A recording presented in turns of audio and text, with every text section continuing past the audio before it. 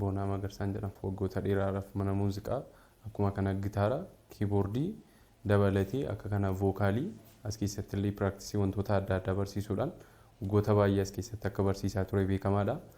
Akka carraa ta'ee asitti anis nan barsiisaa muuziqaa nan hojjedha. Gitaaras akkuma kana. Kiiboordii gaafa barannu namni hundumtuu baay'ee namni hundumti keenya beekuu kan qabnu namni hundumtuu kiiboordii akka inni beekuu qabu dirqamadha. Sababni isaas jireenyi nuun jiraannu muuziqaa wajjin akka inni wal qabatee beekamaadha. Namni guddaan, namni xinnaan, ijoolleen namni kamiyyuu muuziqaa akka inni dhaggeeffachaa guddate, muuziqaa dhaggeeffachaa akka inni guddate wanta ifatti beekamee jirudha. Garuu manni muuziqaa immoo sababii inni fayyaduu fi keessumaa manni muuziqaa yaadannoon keessa gadi fageenyaan wanta inni barsiisu muuziqaa namni dhaggeeffachaa guddate kana bifa piraaktisii hubannoo isaa gadi fageessinee akka ibsinuuf baay'ee nu gargaara. Egaa muuziqaan walumaa gala namni hundumtuu akka inni barachuu qabu beekamaadha. Wantoota sila sammuu keenya keessa jiru bifa piraktisiitti deebisnee akkamittiin barachuu dandeenya wanta jedhudha jechuudha.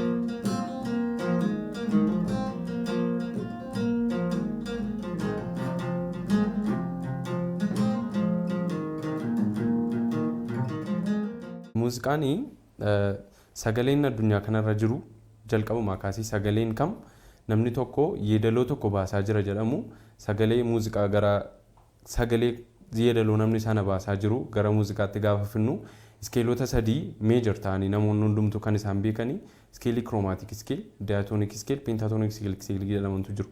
Warri kiroomaatiik iskeel warri jedhaman kuni gaafa gara piraktisiitti gaafa deebisnu amma warra kana warra qaban sagalee 12 kan of keessaa qaban kiroomaatiik iskeel jedhamanii waamamu. Diyaatoonik iskeel kan jedhamanis jiru afaan Giriikiidhaanii diyaa jechuun akkuma beekamu torbadha. Diyaatoonik iskeel warri nuun jennu immoo toonii yookaan diyaa sagalee torba kan qaban toonii torba kan of keessaa qaban jennee beeknaa jechuudha. Peentaatoonik wanti jedhamu peenta jechuun akkuma sila dubbanne afaan Giriikiidha peenta jechuun 5 jedhamee beekamaadha. Peenta sagalee 5 of keessaa kan warra qaban jechuudha. Warra kana akkuma kana diyaatoonikiin warra kanadha jechuudha. Booddee gara barreeffamaan akkamittiin akka xaafuu dandeenyaan walii wajjin ilaaluu dandeenya warra kanadha jechuudha.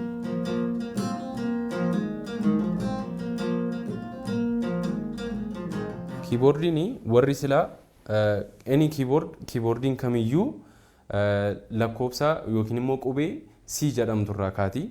Jalqabni kiiboordii kamiyyuu C jedhamti. C'tti jedhamtee sagaleen itti fufaa jechuudha. C jedhee C, D, E, F, G, A, B, C jennee warra nuun sila waamne warra diyaatoonikii jennee waamne akkuma kana immoo kiroomaatiikii warra nuun sila jennee C, C sharp, D, D sharp, E, F, F sharp, G, G sharp, A sharp, B, C jennee warra nuun waamnudha jechuudha. Warri kuni warra kiroomaatiik iskeel jedhamanii waamamanii sharpii kan of keessaa qabu.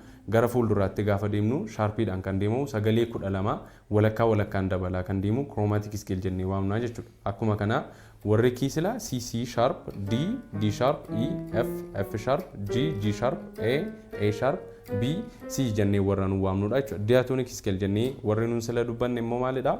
Warri kuni sharpii warri ta'an gaafa keessaa ba'anii diyaatoonik iskeel jennee sagalee 7 of keessaa fudhannee kana keessaatti fudhannee ibsannaa jechuudha. Kana jechuun C'dha. C sharpiin baasna sagalee tokko guutuu wul toonii deemna D ta'a. D irraati sagalee guutuu deemna E ta'a. Haafii deemna ammoo C'dha. Maaliif sababni isaas kiin samitoonii wul toon jennee warra nu waamuu qabnu gidduutti dirqama samitooniin tokko yoo jiraatte wul toon jennee waamuu qabnu. Amma E irra jirra F fudhanna gara wul toonii deemna samitooniin sababa jiru samitoonii jechuun sagalee walakkaa jechuudha. F sharpiin jira F sharpii irra dabarree gara G'tti dhufna jechuudha. Akkuma silaa samitooniin jirti gara E'tti dhufna samitooniin jirti B'tti dhufna haafii deemna amma C irra geenya jechuudha. Sagalee torba keessiidhaan adda baafachuu dandeenya jechuudha. Warri sagalee torbaa kuni C, D, E, F, G, A, B, C jennee warra nu waamnu maalidha? Warra diyaatoonik iskeelii jennee warra nu waamnudha jechuudha. Akkuma kana akkuma kiroomaatiikii keessaati diyaatoonikii fudhannee gara biyya keenyaatti moor baay'inaan namni hundumtuu muuziqaan kamiyyuu kan irratti hojjetamu moor baay'inaan isa jedhamudha. Peentaatoonik iskeel kan jedhamu immoo jira. Akkuma kiroomaatiik iskeelaa keessaati diyaatoonikii fudhannee diyaatoonikii keessaati immoo peentaatoonik iskeel wanta jedhamu keessa jira jechuudha. pentatonic scale jennee warra nuun fudhannu C dha, D dha, E dha, F irra hin dabarra, G deemna, G taansee A deemna, B irra dabarree A deemna jechuudha. Warra kana keessaati akkamittiin ba'e jecha jedhuu fi gaaffii warra half step nuun sila dabarree half step warra ta'an warra sagalee guutuu hin qabne sana keessaa baasnee pentatonikii sagalee guutuu tokko fudhannaa jechuudha. Warra kana irratti moor namni hundumtu kan inni irratti taphachuu danda'udha jechuudha.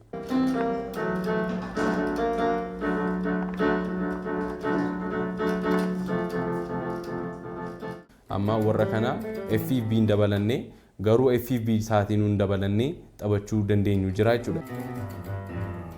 Warra akkasii ta'anii dabalannee taphachuu dandeenya garuu pentatonic scale wanti jedhu FB keessaa baafannee warra sagalee guutuu of keessaa qabanii warra kana yeroo taphannudha jechuudha. Akka ittiin qindeessine taphachuu dandeenya. Do re mi fa jechi jedhu afaan biraadha.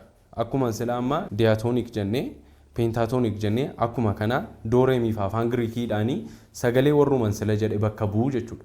Hiikaa gara biraan qabanii gaafan jedhu amma do re mi fa sol la si do warruma kanadha jechuudha. Warra nuni diatonic jennee warra nun sila waamne warruma do re mi fa sol la si do jennee warruma kana 1 2 3 4 or C D E F G A B C jennee warra nu waamnu warra qubee kana gara afaanitti gaafa deemnu gara qubeedhaan barreessuutti gaafa dhufnu do re mi fa sol la si do jennee finnee jechuudha.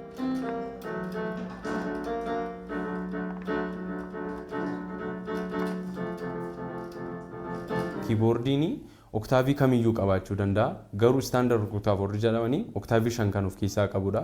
Oktaavii 5 gaafa jennu sagalee garaagaraa 12 jira malee sagalee garaagaraatu 5tu jira min. Sagalee garaagaraa 12 bichaa jira. Sagaloonni kana achi deebi'anii dhufan garuu sagalee irra deddeebiiti qallina furdina irra qallachaa wayin immoo irra furdachaa warra deemanidha jechuudha. Warri kun jechuun siinas irra jira. Warri kun sagalee 12 chromatic scale jennee warra sila barannedha.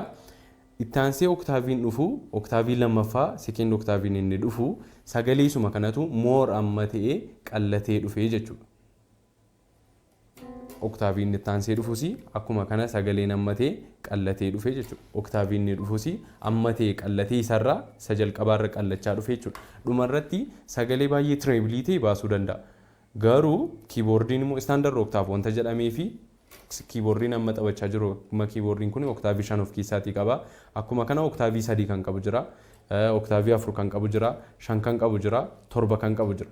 Standard octave jennee warri nun taphannu garuu iddoo garaagaraattis wantooti taphataman 5 oktaavii warra qabanii sagalee wanti ripiitii ta'an malee sagaleen garaagaraa hin jiru jechuudha. Kiin kuni kii isheen irraa nun jalqabnu kii C dha. Asirra jirti kii C jedhamti. C taansee samii toonii tokko gaafa deemnu C sharpii ta'a. C sharpii irraa tokko gaafa deebinu D ta'a.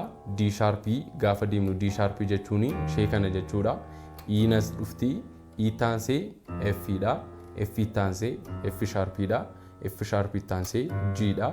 G taansee G sharpii dha. G sharpii taansee E dha. E sharpii taansee E sharpiin kanadha. B ta'a. C ta'a jechuudha. Kanuma keessatti gaafa laallu CD warra nuun sila chromatic scale warra nuun jennee warra amma nuun amma ilaalle warra kanadha jechuudha. Warra kanadha. Gara diatonic sasila jedhu nutti gaafa deebinu immoo diatonic immoo sharpii warra kii warra kana keessaa baasnaa jechuudha. C jechuun kanadha. C sharpii keessaa baasneerra samii toonii tokko gara toonii sababa barbaannuu fi D jechuun kanadha jechuudha. Ittaansee E dha kana keessaa baasnaa. E taansee F dha. F taansee G dha. G taansee E dha. E taansee B dha. B taansee C stiini warra nuun sila diatonic scale jennee warra nuun sila waamnedha jechuudha. Kanuma keessaati akkuma chromatic scale keessaati diatonicii fudhanne diatonicii keessaati gaafa pentatonicii fudhannu immoo pentatonikiin immoo kana ta'a jechuudha. C D E F dhiisnaa G dhiisnaa A B dhiisnaa C ta'a jechuudha. Warri nuun silaa pentatonic scale warri nuun jenne immoo warra kana ta'a jechuudha. Kii isaan ma adda baafachuuf maal gootu yeroo keyboardii kam keeyyuu gaafa deemtanii kii diatonikii baasuu barbaaddu taanaan asiin warra sharpii kana keessaa hin dhiisna. Warra sharpii kana dhiisnee C tu hanga C ishee kanaatti warri jirtu diatonikiidha jechuudha.